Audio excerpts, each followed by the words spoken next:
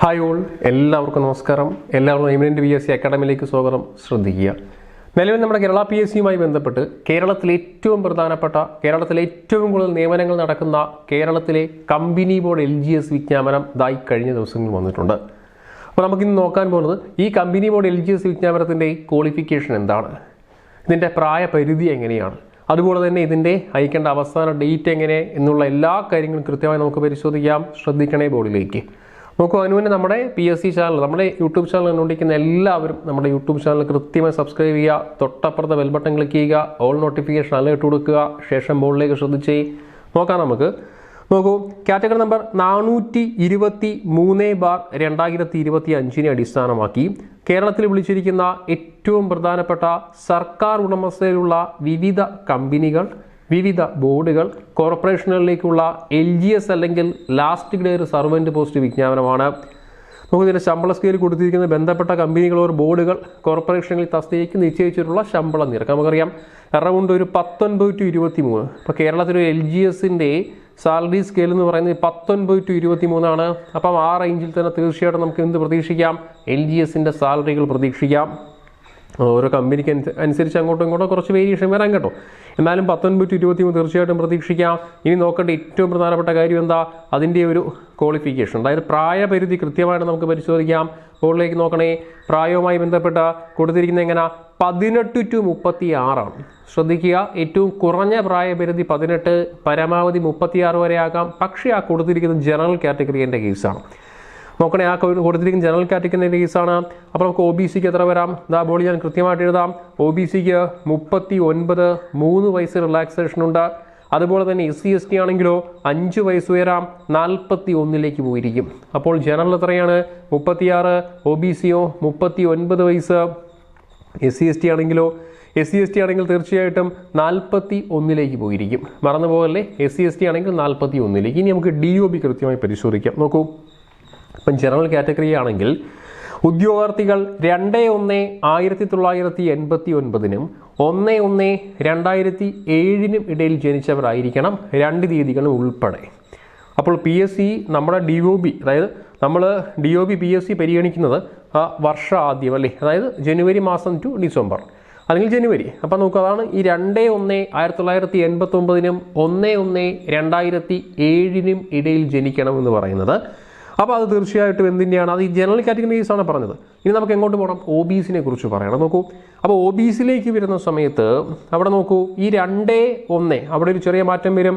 2/1/1986 ആകും, 3 വയസ്സ് കുറവ്. 2/1/1986 ബാക്കി പഴയ പോലെ 1/1/2007 ഇടയിൽ ജനിച്ചവരായിരിക്കണം. ആരാത്, OBCക്കാരും.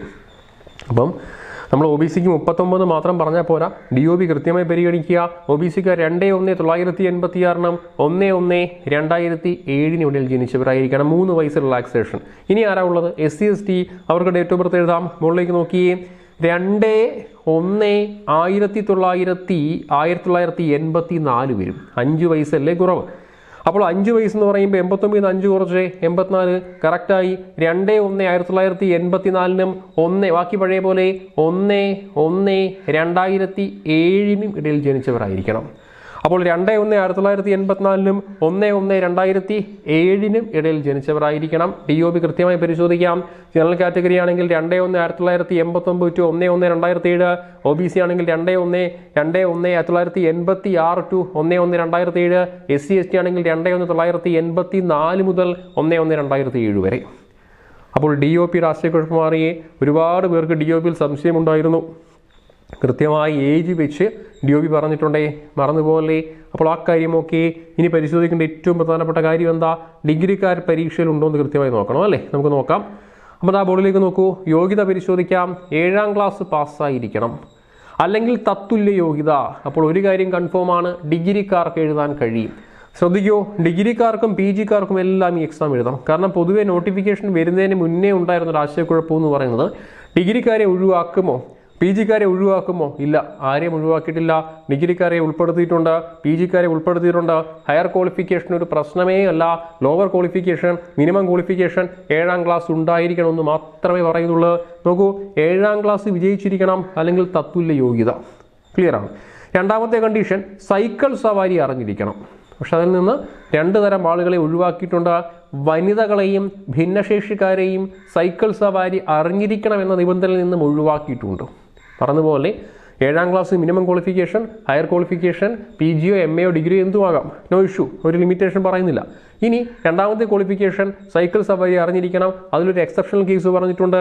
വനിതകളെയും ഭിന്നശേഷിക്കാരെയും സൈക്കിൾ സവാരി അറിഞ്ഞിരിക്കണം എന്ന നിബന്ധനയിൽ നിന്നും ഒഴിവാക്കിയിട്ടുണ്ട്. അപ്പോൾ അതിലും ഓക്കെയാണ്, അവിടെയും വേറെ ബുദ്ധിമുട്ടൊന്നും വരാൻ സാധ്യതയില്ല. ഇത്രയും കാര്യങ്ങൾ വ്യക്തമായി പറഞ്ഞുകൊണ്ടാണ് നിലവിൽ നോട്ടിഫിക്കേഷൻ വന്നിരിക്കുന്നത്. അപേക്ഷകൾ സ്വീകരിക്കുന്ന അവസാന ഡേറ്റ് 3/12/2025 ബുധനാഴ്ച രാത്രി 12 മണി. 3/12 എന്ന് പറയുമ്പോൾ നോക്കൂ, ഡിസംബർ 3 അല്ലേ തീർച്ചയായിട്ടും. അപ്പോൾ 2025 ഡിസംബർ 3-ാം തീയതിയാണ് വിജ്ഞാപനം അയക്കേണ്ട അവസാന ഡേറ്റ്, മറന്നു പോകരുത്. അപ്പോൾ ഇത്രയും കാര്യങ്ങളാണ് നിലവിൽ നമുക്ക് ഈ കമ്പനി ബോർഡ് LGSന്റെ വിജ്ഞാപനമായി പറയാനുള്ളത്. മാത്രമല്ല കേരളത്തിൽ ഏറ്റവും കൂടുതൽ നിയമനങ്ങൾ നടക്കുന്നൊരു പോസ്റ്റാണ് ഈ കമ്പനി ബോർഡ് LGS, മറന്നു പോകല്ലേ. അതുപോലെ കമ്പനി ബോർഡ് LGSുമായി ബന്ധപ്പെട്ട് ബാക്കി എല്ലാ ഡൗട്ടുകളും, ഇനിയും ഒരുപാട് ആശയക്കുഴപ്പങ്ങളും ഡൗട്ടുകളും വരാം. അതിന് മുന്നേ ആദ്യം നിങ്ങൾ കമ്പനി ബോർഡ് LGSനെ പറ്റി എന്ത് ഡൗട്ട് വന്നാലും ആദ്യം ചെക്ക് ചെയ്യേണ്ടത് ഈ വീഡിയോ കൃത്യമായിട്ട് കണ്ടു നോക്കുക. കാരണം ഇതിൽ ഞാൻ ഏജ് ഉൾപ്പെടെ, പ്രായപരിധി ഉൾപ്പെടെ കൃത്യമായി DOB, ഓരോ കാറ്റഗറിൻ്റെ DOBയും അതിൻ്റെ ക്വാളിഫിക്കേഷനും പറയുന്നുണ്ട്. അപ്പോൾ അതെല്ലാം കണ്ടു നോക്കി വീണ്ടും സംശയം വരികയാണ്. അതുപോലെ തന്നെ പ്രിപ്പറേഷൻ്റെ കാര്യങ്ങൾ, സിലബസിൻ്റെ കാര്യങ്ങൾ, എങ്ങനെ പഠിക്കണം എന്നുള്ള കാര്യങ്ങൾ, എവിടെ തുടങ്ങണം എന്നുള്ള കാര്യങ്ങൾ, ബാച്ചിനെ പറ്റിയുള്ള കാര്യങ്ങൾ, ഇങ്ങനെയുള്ള എല്ലാ വിശദാംശങ്ങളും കൃത്യമായി ഡിസ്ക്രിപ്ഷൻ ബോക്സിലും കമൻറ്റ് ബോക്സിലും കോൺടാക്ട് നമ്പറുണ്ട്, അതിലേക്ക് കൃത്യമായി കോൺടാക്ട് ചെയ്യുക. മാത്രമല്ല നിലവിൽ നമ്മുടെ യൂട്യൂബ് ക്ലാസ് കണ്ടുകൊണ്ടിരിക്കുന്ന എല്ലാവരും ഇമിനന്റ് PSC എന്ന യൂട്യൂബ് ചാനൽ കൃത്യമായി സബ്സ്ക്രൈബ് ചെയ്യാം. തൊട്ടപ്പുറത്ത് ബെൽ ബട്ടൺ ക്ലിക്ക് ചെയ്യുക, ഓൾ നോട്ടിഫിക്കേഷൻ അലേർട്ട് കൊടുക്കുക, എല്ലാ ഗ്രൂപ്പുകളിലേക്കും ചാനൽ കൃത്യമായിട്ട് ഷെയർ ചെയ്യുക.